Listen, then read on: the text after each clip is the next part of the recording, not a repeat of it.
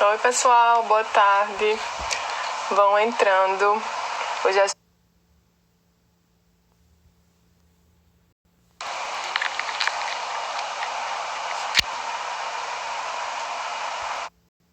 de Belas Artes, né, uma arquitetura bastante bonita. E ali tem o prédio de música ali atrás. E por aí. que é o que você trabalha.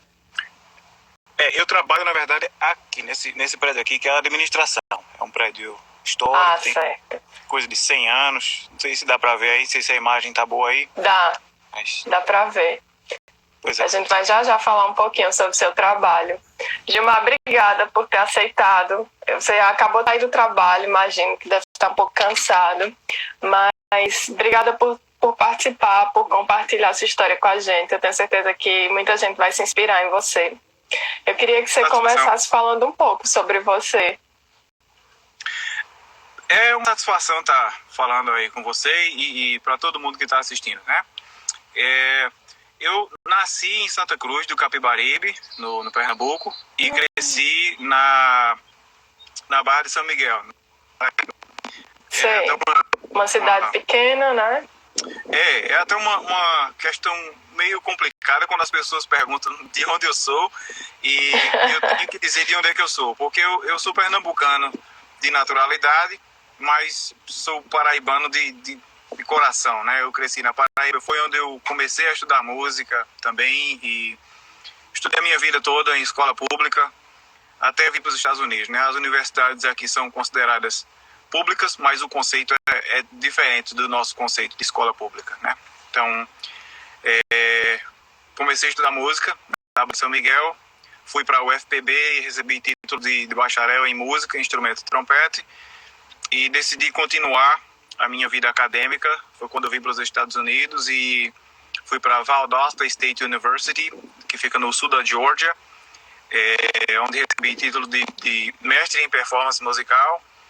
E agora aqui na Ball State, né? Estou no doutorado em artes, com foco principal a performance do trompete. A Ball State fica numa cidade chamada Muncie, no estado da Indiana, é uma palavra indígena. Tinha muitos índios aqui em Indiana, né? O nome já diz, mas hoje tem apenas algumas reservas, tem algumas homenagens, enfim. E tive oportunidade no Brasil de trabalhar com muita gente, sabe, na área da música popular, da música clássica. Toquei em grupos como a Orquestra Sinfônica de João Pessoa, a Orquestra Sinfônica da Paraíba, e grupos de jazz também, como a Campina Jazz Band e várias outras bandas de forró. Campina Grande, eu acho que eu toquei em quase todas as bandas da minha época. Agora não mais, porque depois que eu saí mudou, né? Mas as bandas que tinha na época, Afrodite, eu toquei em todas essas. Tua internet tá assim, oscilando um pouquinho, mas dá pra te ouvir. Às vezes tua imagem trava, mas tá dando pra te ouvir. Gilmar. E pra quem não sabe, Santa Cruz, que foi a cidade que ele nasceu, fica a uns 30 quilômetros da Barra, não é isso, Gilmar? Isso. Tu consegue me ouvir? Consigo. Consegue, né? E todo o teu ensino médio, fundamental e médio, tu fez na Barra ou tu fez em Campina alguma coisa? Na Barra de São Miguel. Eu só me mudei para Campina quando eu terminei o ensino médio. Eu fiz concurso para a Prefeitura de Campina Grande, eu fiz vestibular para contabilidade na UFCG. Eu passei, mas nunca fui. Essa parte é que eu acho que eu quero saber com detalhes. Porque tu era um brasileiro. Não, ainda sou brasileiro. É porque faz um tempo que eu estou aqui nos Estados Unidos, né?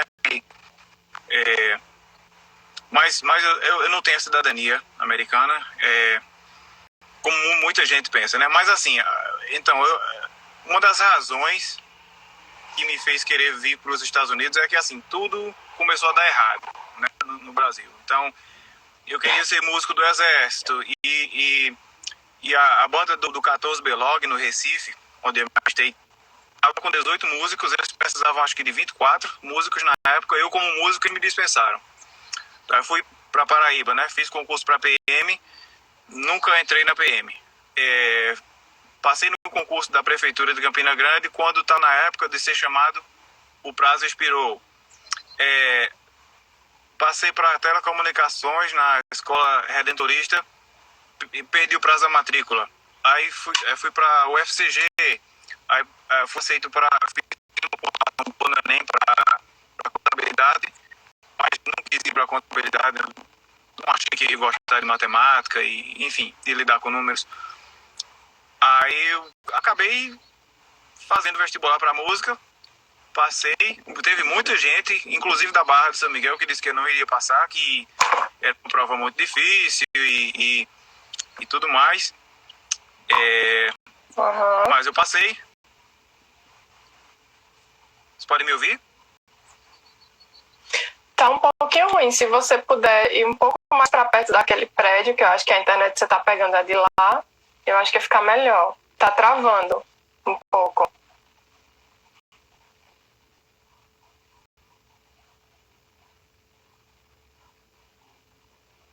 Vamos ver se ele consegue melhorar. Opa! Deixa eu ver se eu consigo. Tá. Pessoal que tá entrando aí, a gente vai fazer essa live com o Gilmar Cavalcante, que mora nos Estados Unidos, é paraibano. Tá lá desde 2014. Ele tá só mudando de lugar porque a internet dele tá um pouquinho ruinzinha. Ele tava no carro, saiu do trabalho e tá indo um pouco mais para perto do prédio que ele trabalha. Acho que para ficar mais perto do roteador. Pronto, vamos ver aqui. Vamos ver aqui se dá para dar uma melhorada na internet. Vou sair daqui do carro. Pois é, então aí as coisas foram começando a dar errado, né? Até que eu decidi ir para o UFPB e terminei, fiz bacharelado, me formei com honras, né? Honrarias, e mesmo assim teve muitos professores dizendo que eu não seria aceito no mestrado porque eu não sabia escrever, porque eu não sabia tocar. E aí eu decidi aplicar para universidades americanas, né? Eu estava, na época, pagando algumas aulas particulares, né? A mãe de um amigo meu, que já estava aqui nos Estados Unidos, é professora de inglês e aí eu comecei a pagar essas aulas com ela, porque eu queria, na verdade, entender o que é que alguns dos livros diziam, né? Um dos livros que a gente usava lá na UFPB. E aí acabou que, da época que eu me formei, eu já estava com uma certa fluência no inglês e aí decidi aplicar, né? A professora me encorajou, mas eu não sei como é que a internet tá aí, se deu uma melhorada. Tá ótimo, tá ótimo. Ô Gilmar, é porque assim, é muita coisa aconteceu na tua vida que tu tá super resumindo aí, que eu fiquei assim, meu Deus, eu acho que eu teria entrado em depressão, porque parecia que tudo tava conspirando contra. E como é que foi esse processo pra tu? Porque assim, você passar num concurso é uma coisa que todo mundo, a grande parte das pessoas querem, estabilidade, e você não poder assumir, porque não tinha um diploma. Isso. E tu se recuperou assim, não?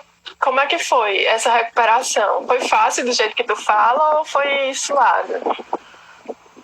Assim, a gente fica meio abalado, né? Teve essa coisa de eu ter passado num concurso. Eu passei em vários concursos, né? Teve o da PM, que não deu certo, da Prefeitura de Campina Grande, que não deu certo. Eu passei para professor substituto da UFRN, mas quando eu passei, era para contrato imediato. Tipo, a prova foi numa terça-feira e o contrato era para sair na segunda-feira. Só que eu não tinha o diploma, né? Então, caramba, não deu certo. Eu fiz... Tô quase chorando por tu aqui. Fiz prova para professor do Conservatório Pernambucano de Música em Recife. Tinha 2 vagas, eu fiquei em terceiro lugar. E e assim, aí comecei a ouvir dos professores que eu não ia ser aceito no mestrado. Aí eu decidi, então já que não tá dando, nada tá dando certo aqui, eu vou arriscar fora, eu vou ver o que dá certo. Agora, óbvio que nem tudo tava dando errado, né? Enquanto todas essas coisas que estavam dando errado estavam acontecendo, eu tocava com as orquestras em João Pessoa, eu era primeiro trompete da orquestra municipal de João Pessoa, né? E tocava bailes, casamentos, e assim, foi como eu consegui juntar uma grana para poder vir para cá, né?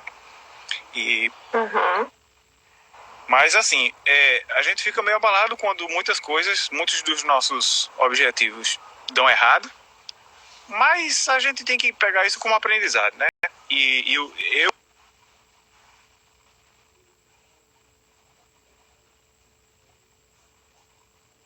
outros objetivos, né? Acho que a internet dele...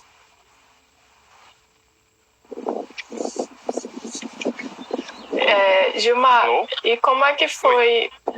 Tá ok agora. E aí tu começou durante a faculdade a estudar inglês e começou a observar processos seletivos de mestrado na área de música para tu tentar. Foi assim?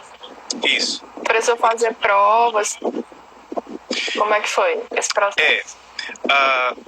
Assim, eu paguei algumas aulas particulares, né, com a professora, mas quando eu me registrei para o teste de proficiência em inglês, que é uma requisição aqui das universidades americanas, a professora disse, olha, eu não tenho que te preparar para esse teste, é contigo agora, te vira. E foi aí quando eu meio que me desesperei, que eu, assim, tava meio que já encaminhado a questão da bolsa, né, mas tinha que ter o teste e eu não achava que eu tinha nível, né? E aí eu me tranquei em casa e estudava muito inglês, era tudo em inglês, lia em inglês, todas as músicas que eu ouvia eram de grupos americanos ou ingleses, cantava em inglês, me gravava lendo alguns textos e procurava conexão com o pessoal daqui mesmo. Foi quando eu acabei adicionando muitos professores com que hoje eu tenho uma boa amizade e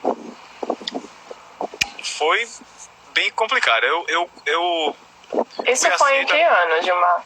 Isso em 2012, 2013, né? Eu acabei sendo aceito em 3 universidades, né? Eu acabei sendo aceito na Universidade de Memphis, na Southern Mississippi e na Valdosta State, né?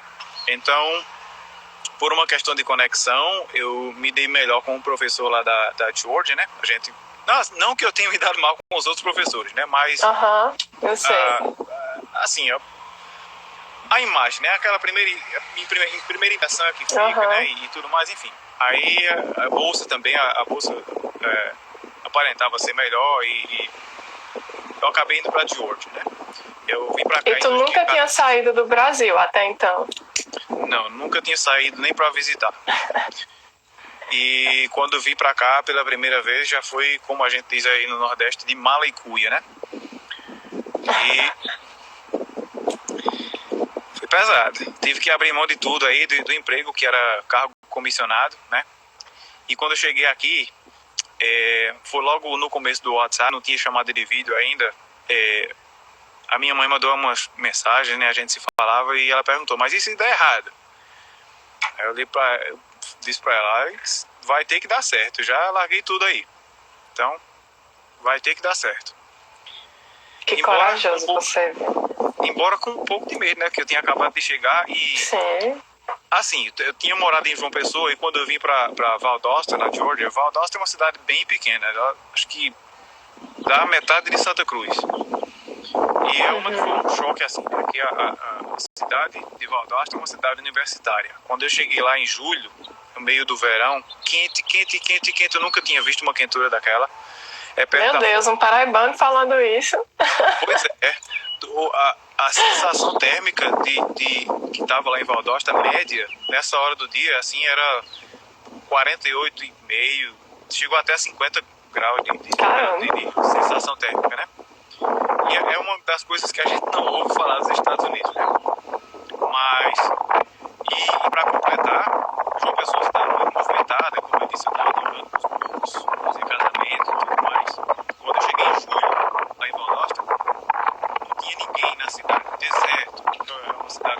as aulas só iam começar em agosto. E aí e foi justamente quando a minha mãe perguntou, isso é errado. E agora? Foi o que eu vim fazer aqui, no meio do nada aqui, né? Não tem ninguém nessa cidade. Caramba. Mas e aí, tem até uma pergunta que um rapaz fez aqui acima, o Aécio Lima, que qual foi a tua maior dificuldade aí, quando você chegou, o que é que foi mais difícil? Que é bem o título da nossa live, né? O que é que as pessoas não te contam sobre os Estados Unidos? Todo mundo acha que é uma maravilha. É essa maravilha toda? Olha, é como um país, não existe lugar perfeito, né? Os Estados Unidos é um país muito grande também, como o Brasil, e a primeira das dificuldades foi lidar com o idioma, né?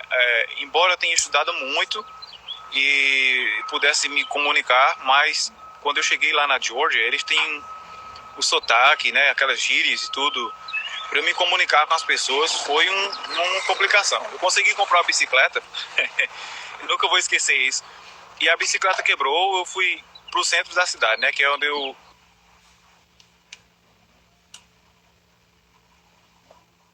A internet sempre parando no melhor da conversa. Voltou? Voltou, agora voltou. Pronto. Tá, tu comprou uma bicicleta. A bicicleta quebrou, eu precisei consertar e eu ouvi falar que tem uma loja no centro, né? Quando eu fui pro centro da cidade e pedi informação a um cidadão que estava passando, as duas únicas coisas que eu entendi que ele falou foi semáforo à direita. O resto que ele falou eu não entendi nada. E aí começou a dar aquele... Ixi, as aulas não tinham começado ainda, eu disse, e agora? Se as aulas começarem e eu não consegui entender nada, né? E aí começou a dar medo, mas aí eu comecei a estudar e fui para a biblioteca e comecei a interagir com outros alunos internacionais. E aí eu acabei descobrindo que tinha gente de fora, tinha um colombiano que estava no nível de inglês.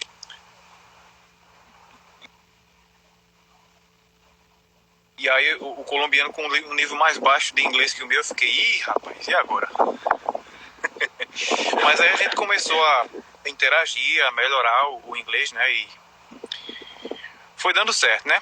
E aí eu noivei antes de me formar, né? Ia casar e acabou não dando certo.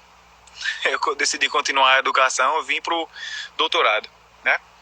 Fiz audição para 4 universidades, me inscrevi para 5. Fiz audição para 4, fui aceito nas 4, onde fiz audição. Olha, e aí a bolsa, e aí a bolsa deu certo pra cá, né? E eu me dei bem com a professora e tudo mais, e enfim. Mas e aí você mudou de estado? Mudei de estado. A Georgia fica no sul, tô na Indiana agora, a Indiana fica no Midwest, que é como se fosse o centro-oeste brasileiro, né? Aqui eu já tô bem perto do Canadá. São daqui para Windsor, que é uma cidade que fica no estado de Ontário, no Canadá, dá 5 horas de viagem, né? É como se fosse de Campina para Natal, né? Mesma distância. E o que mais me impressiona assim na tua história é que quando eu soube desse monte de concurso que tu passou, não consegui. Aquela história lá do início, eu fiquei até sem saliva, porque eu pensei, meu Deus, eu acho que eu teria procurado a ponte mais próxima, né? E tu fala numa naturalidade, eu terminei o noivado e fui fazer o doutorado, como se as coisas fossem assim, né? De um dia para o outro. Isso é bem impressionante, porque não foi fácil, né, Gilmar? Não foi fácil, eu imagino. Mas tu meteu a cara, estudou. Isso. Não, e não está sendo fácil ainda, porque agora na reta final do doutorado, não tenho bolsa, né? Tô sem bolsa, nunca tive bolsa, aliás, do Brasil. Isso é outra coisa, né? Nunca tive bolsa do Brasil e agora não tenho bolsa nem do Brasil e nem dos Estados Unidos. Então, mais um desafio, né? Eu tô aplicando para várias bolsas aqui dentro da universidade e do Brasil também. Só um minuto aqui. Eu preciso desligar esse negócio aqui. Como é que você está fazendo para se manter? Esse tempo você está trabalhando, fazendo freela, alguma coisa assim? Oi? Tá Então, ouvindo? alô? Tá, tô ouvindo. Então, essa é outra coisa que o pessoal não fala, né? Tem brasileiro que acha que quando vem pra cá, ou gente no Brasil mesmo que acha que quando o brasileiro vem pra cá tem direito a tudo como americano. Não tem. Eu só posso trabalhar fora da universidade por no máximo 20 horas por semana. Eu não posso tomar a vaga de tempo integral de um americano. Eu preciso estar matriculado numa disciplina que justifique eu trabalhar fora da universidade. Preciso de uma carta de oferta de trabalho que diga quanto eu vou trabalhar, o quanto eu vou ganhar, quando é o começo e o final do trabalho. E preciso da aprovação da minha supervisora Orientadora. e do diretor da escola de pós-graduação. Então, assim, é bem complicado, sabe? Se tem gente que vai na ilegalidade mesmo e trabalha, eu já ouvi falar de casos assim, mas eu prefiro não arriscar, porque se...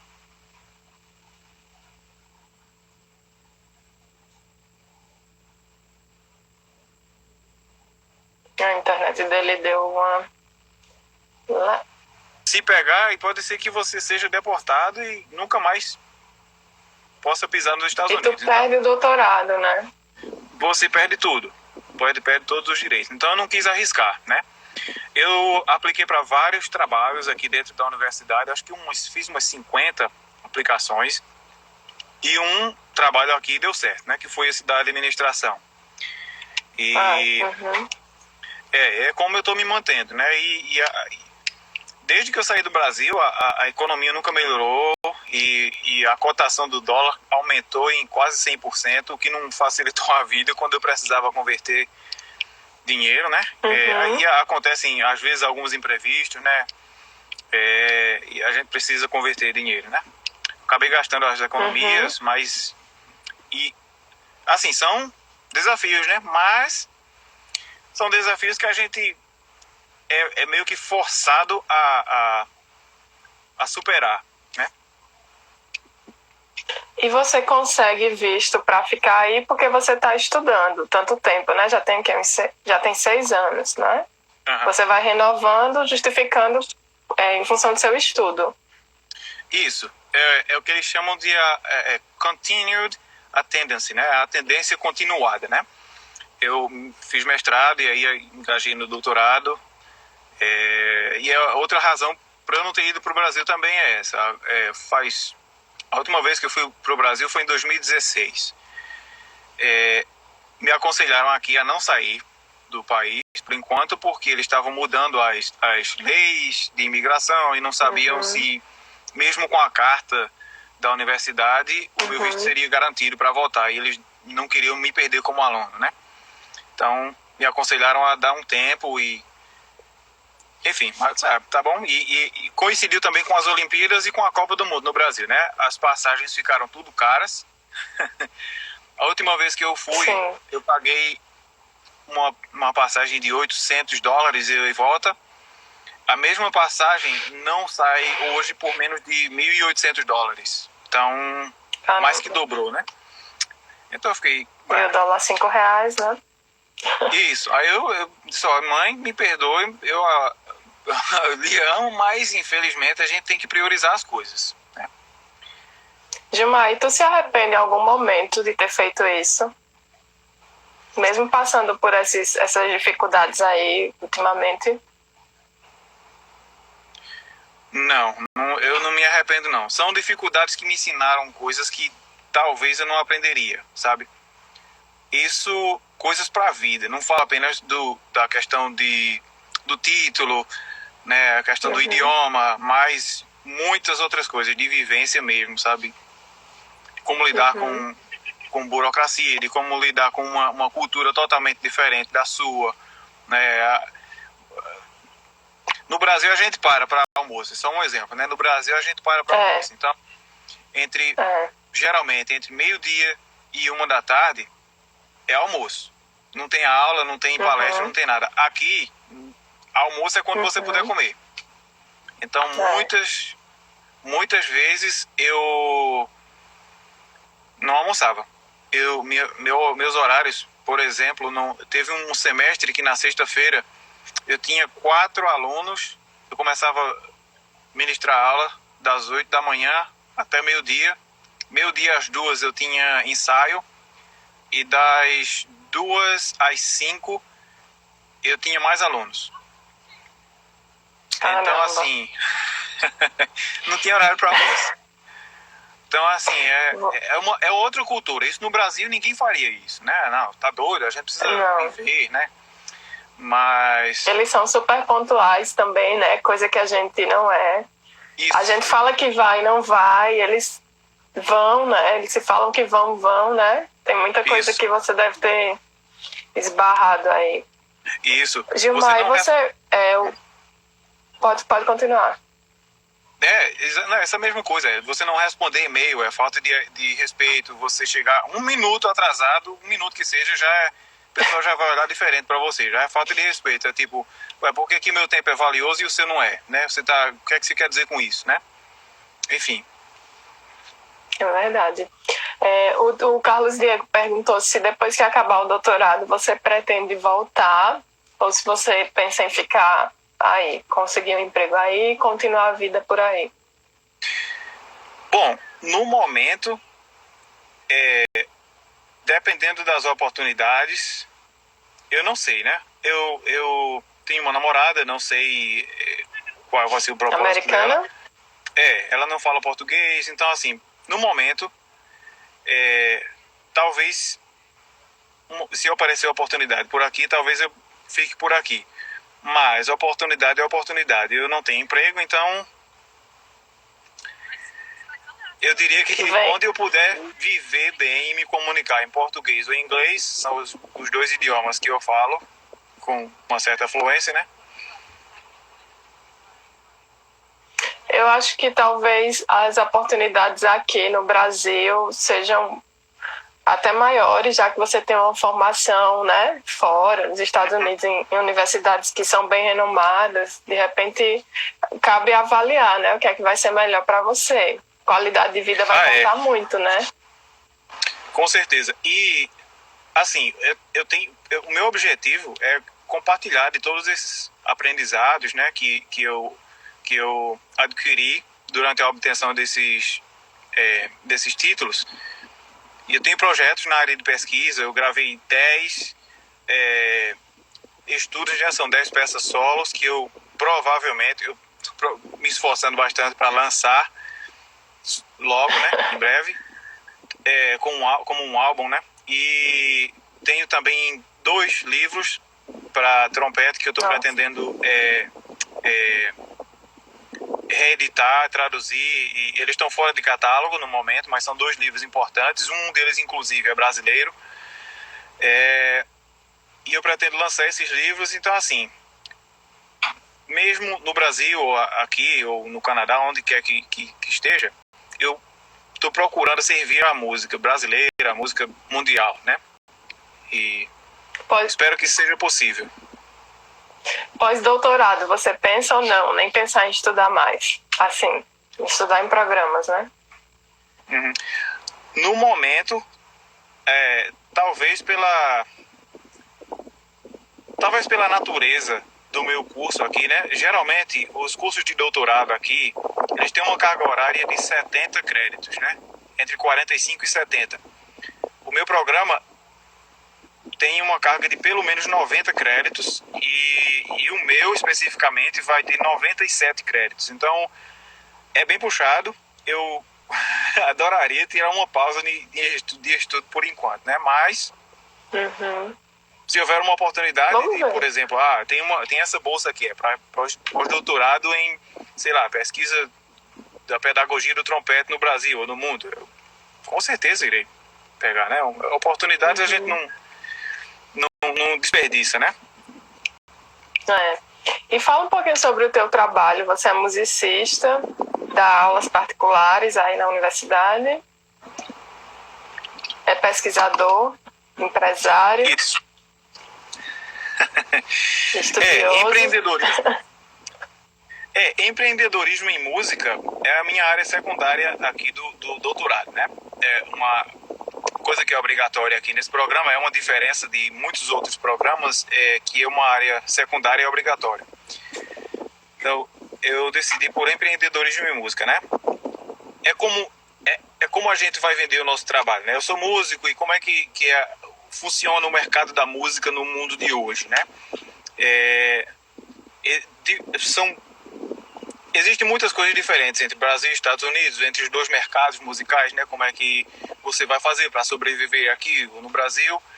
Então, empreendedorismo em música, eu sou performer, né? Eu toco em música popular, música clássica, já toquei recitais solo, recitais de câmara, recitais palestras no Brasil, aqui nos Estados Unidos. Também pesquisador, né? Eu publiquei um artigo na International Trumpet Guild, é a principal associação de trompetes no mundo, né? Os profissionais tops vão para lá. Eu também apresentei na conferência internacional. Apresentei também já em regionais, aqui na Indiana, em Ohio, já toquei também. Toquei na conferência da Ampon, em João Pessoa, em 2012, 2013, não lembro exatamente o ano. Enfim, então, pesquisador, performance, eu tive alunos aqui, eu dou aula de trompete, tive alunos na Georgia também, tanto aluno que vai para a universidade quanto aluno particular, mesmo assim, aluno que não tem nada a ver com a universidade, mas que me procura para ter aula, né? Eu tive um aluno lá na Georgia, eu tive um aluno que é de Belize, falava muito pouco inglês, às vezes a gente praticava um pouco de espanhol. Tive um aluno que é da Lituânia, lá na Georgia, o cara falava inglês bem, mas às vezes com os termos técnicos era meio complicado comunicar, porque o cara da Lituânia não entende nada do idioma dele, enfim. Experiência. Olha, eu ia falar agora, meu Deus, tua mãe deve ter muito orgulho de tu. Aí olha quem entrou aí, tua mãe falando que tem ela, Aldeci? Isso, é minha mãe. Falando que tem muito orgulho. Meu Deus, se eu já tô aqui explodindo de orgulho e nem te conheço pessoalmente, imagine tua mãe. Obrigado. Eu queria que você desse alguma dica para as pessoas, baseado na sua história. O que é que você poderia falar para as pessoas que estão te assistindo? A primeira coisa é que a gente tem que ter um propósito de vida, né? A gente vem aqui, existem muitas filosofias de vida, né? Que a vida é eterna, a vida não é eterna, depois que morre acaba, a gente só vive uma vez, enfim. Eu diria que procure ter um propósito de vida, aproveite a vida, né? A vida é feita de momentos, mas tenha um propósito, né? Qual o seu objetivo de vida? O meu objetivo de vida eu não tinha, foi se moldando, mas hoje eu pretendo obter esses títulos e compartilhar da experiência musical, de conhecimentos e tudo, e sempre com uma visão muito positiva, embora muitas coisas deem errado, né? E sempre haverão coisas boas e coisas ruins, mas a gente pode pegar as coisas ruins e entender como aprendizado. As coisas boas serão resultado do esforço, né? Então, encara a vida com positivismo, não desiste dos objetivos, né? Trace metas, e não se deixe abalar, porque dizem que árvore que frutifica é apedrejada, né? Então, se estão te criticando muito, se estão te querendo te derrubar, é porque você está fazendo alguma coisa boa. Assim eu espero, né? Ai, Gilmar, acho que tu não faz ideia do prazer que foi conversar contigo. Eu tô até um pouco emocionada, porque assim, que história maravilhosa tu tem, viu? Inspirou muita gente. É um cara que espero que venha pro Brasil, faça muito sucesso, que a gente vá a muitos concertos seus, leia seus livros e tudo mais. Ouça seus CDs, né? Suas músicas, porque você merece. Você muita gente te mandando mensagem, falando, te elogiando. Não deve ser fácil, músico da música, essa área da música, das artes no geral, né? Mas parabéns mesmo. Muito obrigada Obrigado. por ter conversado com a gente. E De nada. pessoal que assistiu também. Muito obrigada a todo mundo. Eu acho que foi muito inspirador. Todo mundo deve ter amado. Espero que a gente se encontre na vida, né? Eu vou deixar essa live gravada. Vai ficar no YouTube, vai ficar no Instagram também. E posso te passar, caso você queira um dia rever, né? E maravilha. é isso. Uma maravilha. Muito obrigada. Tchau, tchau, Gilmar. Tchau, tudo de bom. Abraço para todo mundo e saúde e paz, como disse Pedro Bial, né? Saúde e paz, o resto a gente corre atrás. É isso. Tchau, tchau.